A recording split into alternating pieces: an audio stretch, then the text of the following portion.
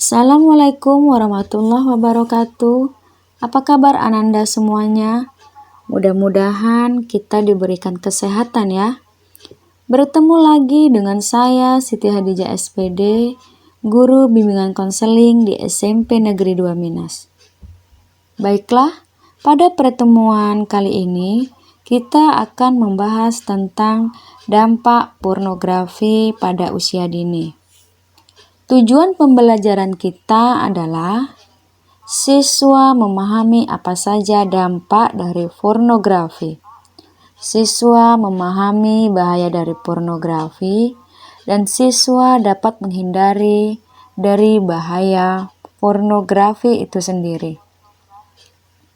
Nah, apa saja sih bahaya dan dampak bila anak terpapar pornografi?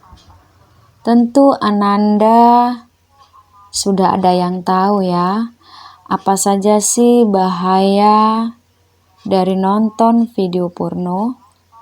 Di sini Ibu akan menjelaskan beberapa dampak dari pornografi. Yang pertama yaitu kecanduan.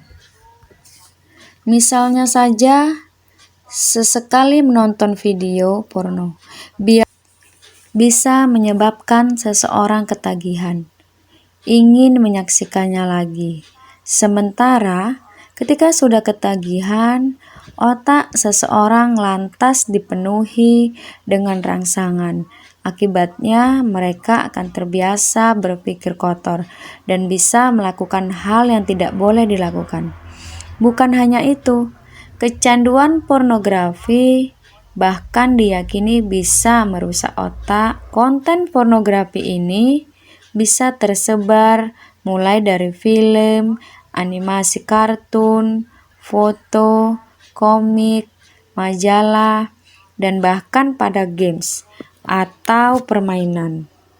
Bahaya yang kedua yaitu merusak otak.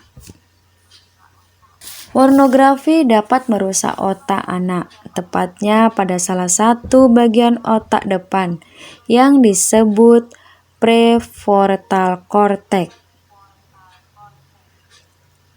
atau PVC. Jika bagian otak ini rusak, maka dapat mengakibatkan konsentrasi menurun, sulit memahami benar dan salah, sulit berpikir kritis, sulit menahan diri, sulit menunda kepuasan, dan sulit merencanakan masa depan. Bahaya yang ketiga adalah keinginan mencoba dan meniru. Dampak lain yang dirasakan anak setelah melihat pornografi adalah keinginan untuk mencoba dan meniru. Ini berkaitan dengan terpengaruhnya mirror neuron. Apa sih mirror neuron itu? Mirror neuron adalah sel-sel otak yang mampu membuat anak seperti merasakan atau mengalami apa yang ditontonnya, termasuk pornografi. Hal ini dapat mendorong anak untuk mencoba dan meniru dengan apa yang dilihatnya.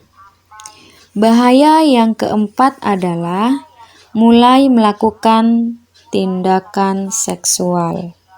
Jika tidak diawasi, anak-anak yang terpapar pornografi ini bisa saja mencoba melakukan tindakan seksual. Apalagi mereka sudah remaja. Jika tidak diberikan pendidikan dan pemahaman seksual yang baik, keinginan melakukan tindakan-tindakan seksual sulit dicegah.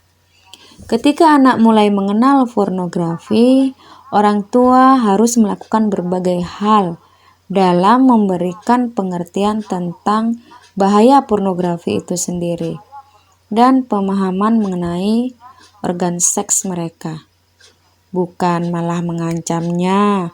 Selain pendidikan seks, orang tua juga perlu mengenalkan bahaya pornografi, juga membatasi akses pada gawai atau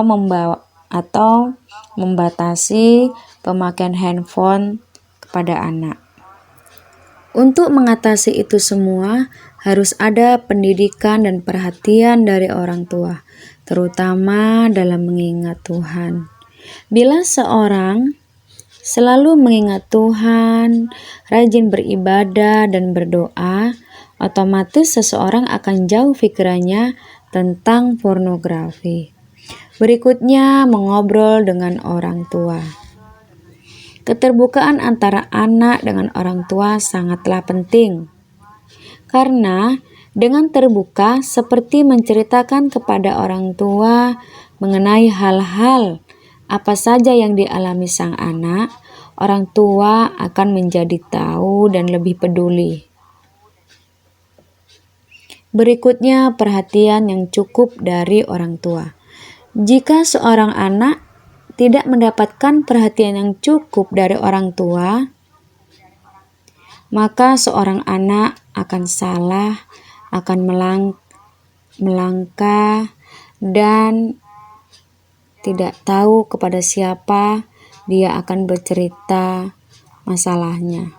Itulah pentingnya perhatian dari orang tua kepada anak. Nah, mulai sekarang perbanyaklah duduk bersama orang tua dan bercerita dengan mereka ketimbang bermain gadget. Untuk itu, sekian dan terima kasih pembahasan kita pada hari ini. Tetap jaga kesehatan, memakai masker, jaga jarak, dan tidak berkerumun. Selalu mencuci tangan. Sekian dari saya, Siti Hadijah SPD. Assalamualaikum warahmatullahi wabarakatuh.